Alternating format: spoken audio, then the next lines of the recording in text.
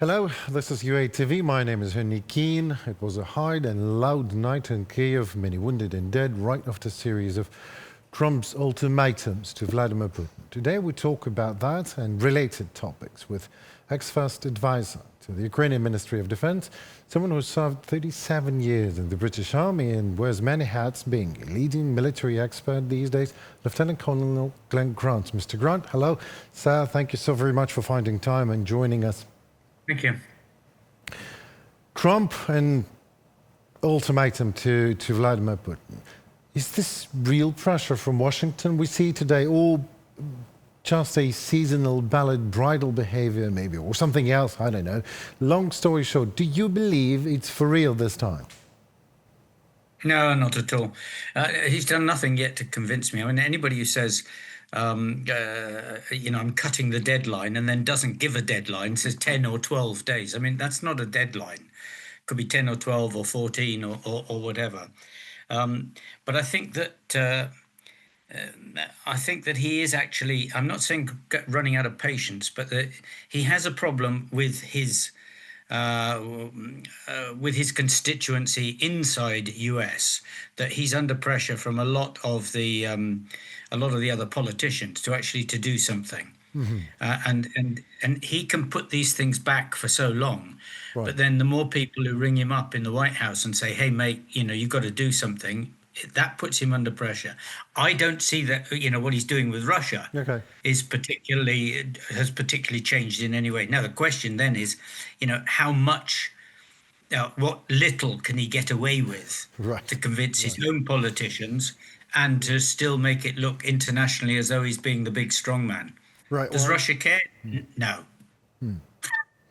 Yeah, no. Well, exactly. Well, I mean, this deadline is a line of dead here in Kiev every day. Because as I mentioned before, a loud and awful night here in Kiev, 124 people wounded, murdered, nine children, Jesus Christ, and 10-year-old child murdered. Children are fighting for their lives right now as we're speaking. So this is how the Kremlin reacts on Trump's ultimatums. Looks to me. With another massive terror shelling of Kiev, but nothing new, of course, you're right, absolutely. Terror is the Kremlin's strategy, it's the tool. So my question is, I'll put it like that. There is no other way than to stop Russian terror, otherwise then? Oh, otherwise then they keep going. I mean, but the thing about it is, I don't think the terror is going to work. But he's having difficulty with the front line, isn't he? I mean, he's only moving forward little bit by little bit, but he is moving forward. My guess is that what he's looking for at the moment is some sort of total breakdown between society and politics, allowing him to get into the system somehow. It's never going to happen. It never happened we're in year number 4 of this war. Well, 10 of the war, actually. Yeah, exactly. 11 of the war. But I don't think he understands. You're absolutely right. Yeah, but is this our tool? Is this the best weapon? His arrogance? No, stupidity. Stupidity, stupidity, cultural stupidity, because he doesn't understand freedom. Freedom is not something that is in his brain, other than freedom is dangerous, because he's of the power-based school, which not only did he grow up in, but he was educated that this is the way you do it. So he can't understand society. I mean, he never understood the Arab risings at all. He was quite convinced they were all US. Now we can actually see from the current US ways of working that they couldn't do that in a month of Sundays. So he doesn't understand freedom. He doesn't understand this at all. All right. Well, but there's the other side to it. Like, let's talk about Trump a little bit more here. The scandalous aura that surrounds Trump, I mean, Epstein, felonies, you name it, all the scandals, what does it mean for Ukraine? I mean, because obviously our survival as a state depends to some extent on the United States and President of the United States being consistent in their policies. So how likely you think Trump is being inconsistent and turning to solve his own legal, financial, political issues waiting in line for him, just forgetting about Ukraine for the time being, like. I mean, his inconsistency is a consistency. You can be sure that he will do something that is ridiculous. That is absolutely sure, and he'll say something that's ridiculous, and he'll make decisions that are off the wall. But the problem is that his group, the MAGA group in America, don't care. They don't care about this. They don't care that he's possibly a paedophile. They don't care that Epstein was his friend. All they want is power and a change to society, removal of all the evil immigrants, and which is going on at great strength, as we know. And I don't think that that's going to change in a hurry. So I don't think that anything that we're seeing out of US is going to change in a hurry. Having said that, of course, it could all of a sudden, it could flip. But I just don't see it. Right. Trump has been through so much. He's been through so much and been accepted with so much that why suddenly should anything else be worse than the things that he's already done? Nothing to add to it, really. So, well, let's get to things that are more or less certain. Ukraine strikes back, precision hits on military infrastructure. Well, Ukraine's new, or better said, updated and evolving strike doctrine. We hit the railways now, the logistic hubs. Is that the right thing to do? I mean, how successfully we are in this? We're not. Railways have never been a success for attacking. I mean, we found that out in Second World War. There's masses of documentation on this, that countries can repair railways very, very quickly, and Russia, which is a railway country, will repair railways faster than you can shake a stick at. Okay, so maybe you take one train out of it, but that's one train out of many. The only railway that is probably worth destroying consistently would be the one between North Korea and Ukraine, but then only if it buys you the time to make a counterattack. Otherwise, it doesn't work. I mean, I like the idea of going for specific factories. That is quite clear. But you've got to actually to make sure that you do the damage on that factory. In other words, you've got to take it out completely so that you get a 4-month or 3, 4, 5-month gap, whilst they can't actually get that. And those attacks have got to be linked to sanctions. In other words, we've got to attack specifically something. Now, you'll remember that Second World War, we went for the ball bearing factories. And there is no moving machinery. No tanks can't rotate without ball bearings to allow them to go around. So there are lots of things that require ball bearings. And we attacked the ball bearing factories successfully, which actually meant, there's a real slowing of production. So we have to link these things to targeted sanctions on a specific thing. And at the same time, attack the factories that are making that, so that we actually create a really black hole within the system. So, I'm not sure we're doing that. And maybe we are. I mean, being a bit more specific here, how significant was the strike on the Panzer radio factory then, if we're going specific? We didn't wipe it out completely. We don't know. That I don't know. Right. I mean, I haven't seen any reports yet, back on. But it's always a good thing to hit a communications factory. Obviously, there's no bad strike on a communications factory. But exactly my point. How effective it is in the big scheme of things, very difficult to judge. Very difficult to judge. But some people are asking, could successful GUR, I mean, intelligence service of Ukraine, deep raids within the enemy's territory, like the one on Tendriv's Spit, which obviously is tactical. It is tactics, becoming a strategic tool. Can it become a strategic tool? Keep doing that and to destabilize Russian defenses from the rear? Yes, the answer is yes, because Russia is a big country. Right. I mean, we did exactly the same, you could say, in the desert with the Special Air Service, and in various other places where we put people behind the lines and did a lot of good strategic work, France especially. The question is, again, this has got to be part of a strategy, because it takes extremely brave and clever men and women to go behind the lines and actually, destroy things and find intelligence. And a lot of them will go behind the lines and die. There isn't any question about that. But then, should we be doing it? And the answer is yes. We probably are, and probably are doing more than any of us realize. But it must be part of a strategy, and it must be linked to this coherence of the overall plan to stop Russia being able to do something that they want to do, by breaking up the system that allows them to do this. But do you believe we have what it takes to scale up such operations, that we have to be scaling up if we want to destabilize? Yes, yes, I do. Right.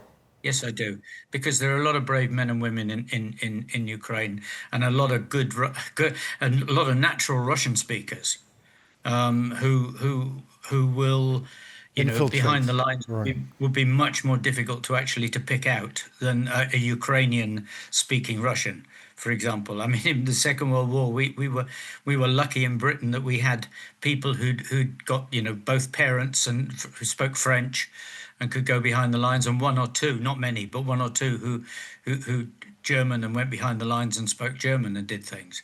But in that respect, Ukraine is in better condition than we were in World War II.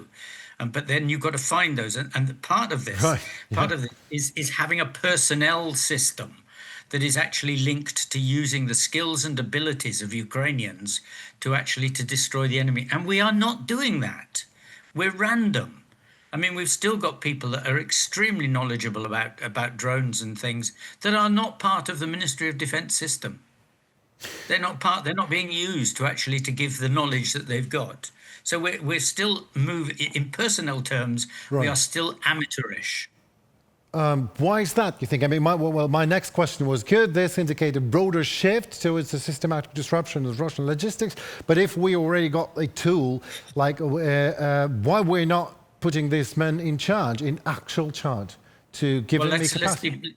That is to do with the president's administration wanting to keep control of everything themselves, and for whatever reason, and I do not see a change coming from there. Okay. At the moment. And the other thing is that we've got a completely dysfunctional defense system, with more organizations than you can shake a stick at, and each one of them working on its own procurement, own strategies, own ways of working. I mean, we just said we'll take another 10,000 people to Gur, not to Gur, sorry, to the SBU.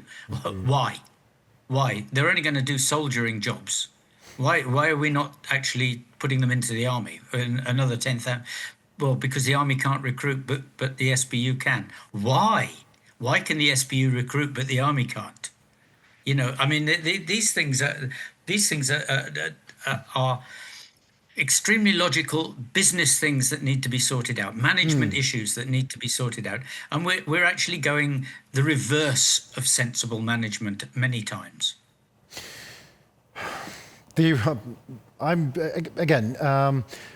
Maybe there is no answer right here in the studio to the question why, but at least we raised the question.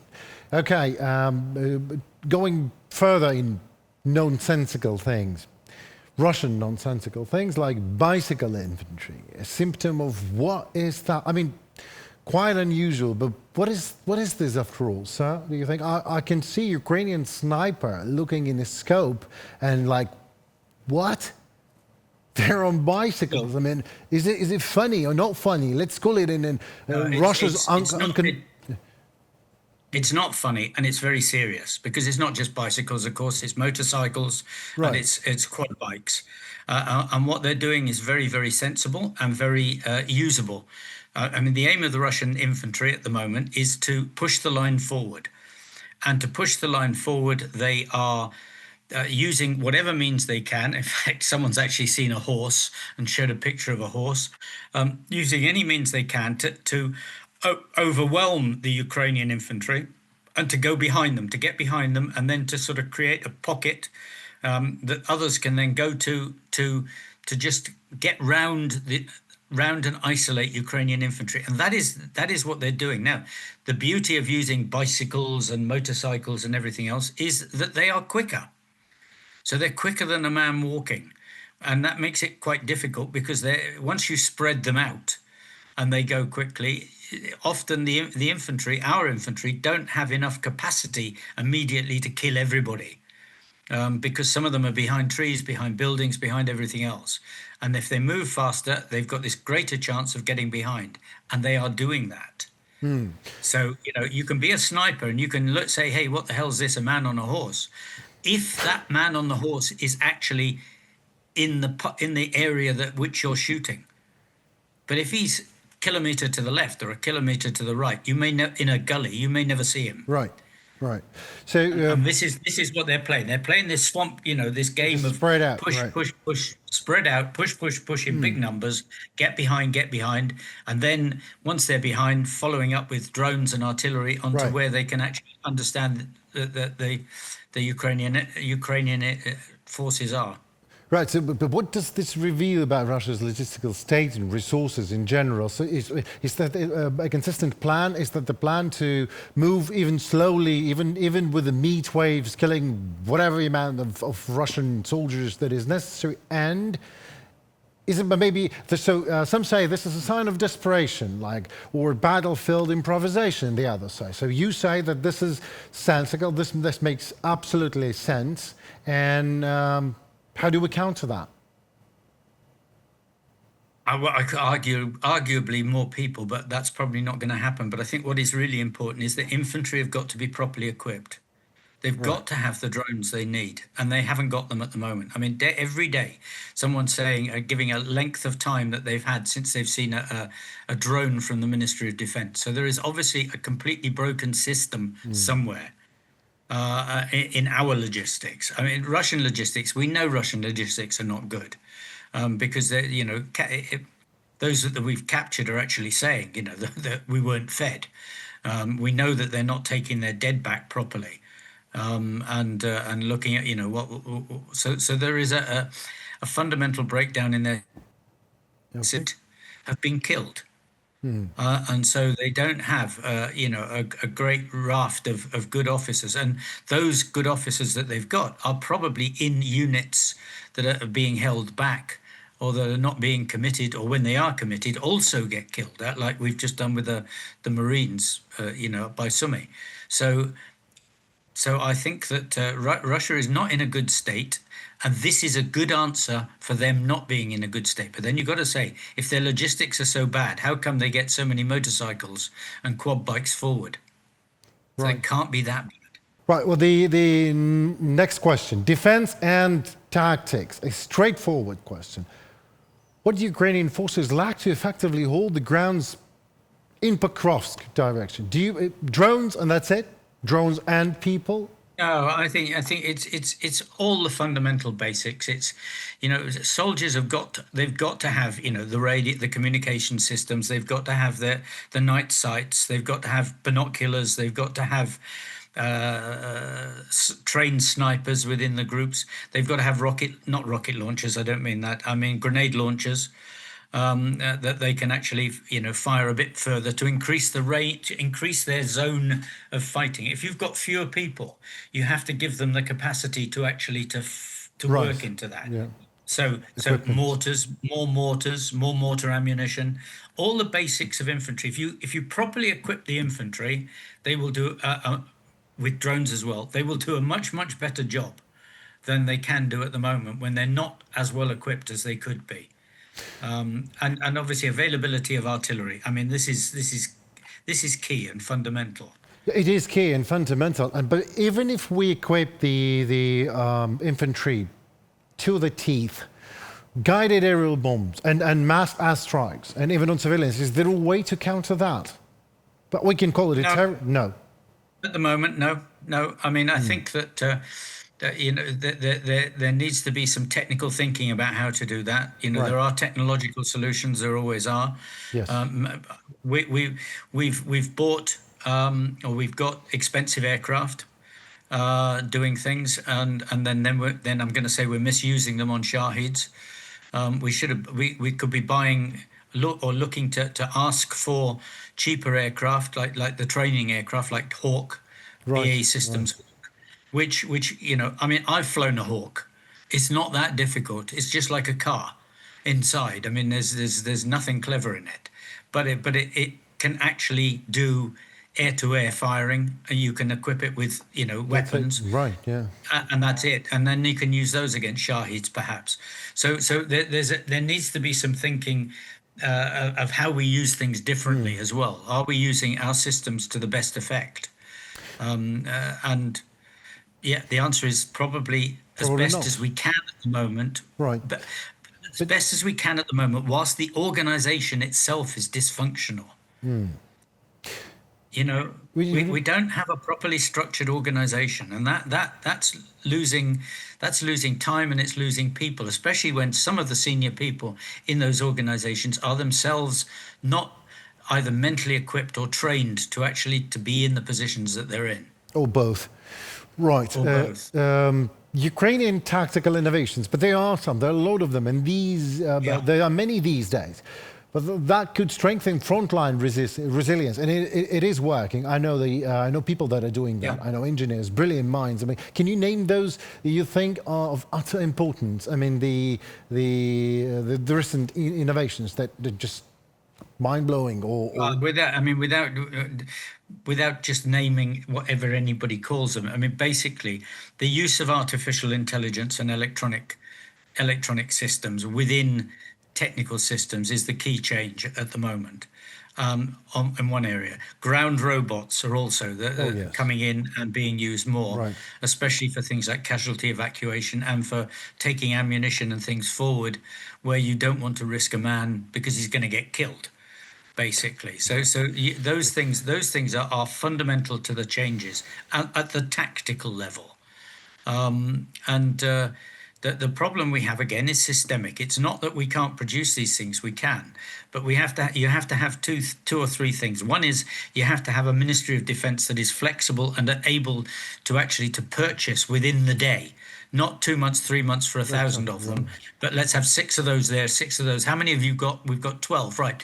12 of them to the front line there today. So our KPIs are too slow. Key performance indicators. We need to be having key performance indicators of 24 to 48 hours for all resupply. And it can be done. It can be done. And that's one thing. And then you've got to have this technical awareness in the Ministry of Defence, which means that we've got to have some of the best scientists in the country working for the Ministry of Defence, so that we actually see an idea and get it to production with money, with hard cash, get it to production within the day. Let's do it now. There's the money, do it.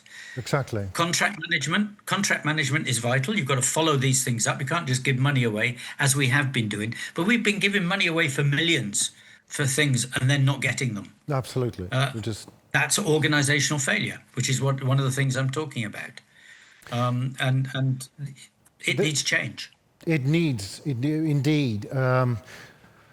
Let's discuss another realm of things close to AI, cyber attack on Aeroflot, I mean Russian airlines. Cyber warfare as a weapon of war for Ukraine's military. Does it mean anything what happened with Russian airlines? It means a lot to me. It was fun to watch. 7,000 virtual servers, and not physical servers, just wiped out in a day. But for a military, what does it mean? Well, I mean, first of all, the good news was it was Belarusians that did it, which just highlights the fact that Belarus, although politically and on the surface may be pro-Russia, but underneath we've got some very nice hackers who are pro the West. And I'm sure there are tens and hundreds of thousands more Belarusians who are pro-West and would do that sort of thing if they could. Again, this is organizational. Have we got the best hackers we've got in the country working for the Ministry of Defence and military? Or are we putting them on the front line as infantrymen? I think I know the answer to that without going any further. But cyber warfare is something that can be really, really good, because if you can actually get into energy systems, economic systems, if you can close down the bank cards, so nobody can get any money. If you can close down electricity, if you can close down, the Ministry of Defense, if you can hack into the Ministry of Defense and do things, they can have a huge advantage for Ukraine. So really, a cyber attack, not cyber defense, is actually something that we should be looking at as much or more than anything else. And again, linking it to strategic things that are important. If we can cut the electronics of the railway, cut the decision making of the railways, and not just for a day, but as they did with Aeroflot, if you can actually do something that actually damages it for 5-6 weeks and puts everybody back on paper and pencil, then there is a real chance of actually destroying the whole internal infrastructure of Russia. And it must be possible. I mean, if the boss of Aeroflot hasn't changed his password since 2022, how many other people have not changed their passwords since 2022? But I mean, these people were on Windows XP, and they were actually illegal. These were, stolen versions and everything. And all right, well, let's not get too deep into that. But can we, sir, cautiously call cyberspace a domain of Ukrainian advantage in this war for now? Oh, should be, must be. Must be. Must become so. Yeah, if it's not already. Maybe it's being used more for intelligence gathering. I don't know, because this is obviously a very secret area for the system. Hopefully, but remains so. But there clearly the Aeroflot success shows that there is actually capacity for much more to be done in areas of Russian life. Well, the last question: what lessons should NATO and partners in the West take from what is happening at the moment? Cyber attack and organizational failures, maybe even of Ukrainian army, of the management of it. What lessons can be drawn, if they draw any lessons at all? If they're drawing any at all, I mean, it looks to me that they're judging by the recent procurement things for more tanks. More and more tanks, that the lessons are still not being drawn at all. Now, whether that's because of fear of change, whether it's because Russia has actually got people inside systems and trying to make sure that they don't buy things, Absolutely. or whether it's just absolute stupidity, I have no idea. But I think in the West, there is a realization in the American army. I'm going to give them their credit. I've talked to some of their senior generals last December, and they were sparkling eyes about what they needed to do, and it was pretty on the ball.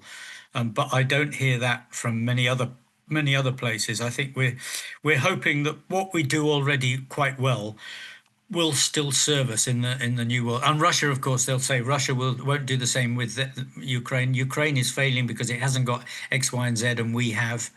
But I think that is just underestimating this technological change in warfare that Zaluzhny writes about now often, and that people are just not taking in the West. They're just not taking it seriously enough yet.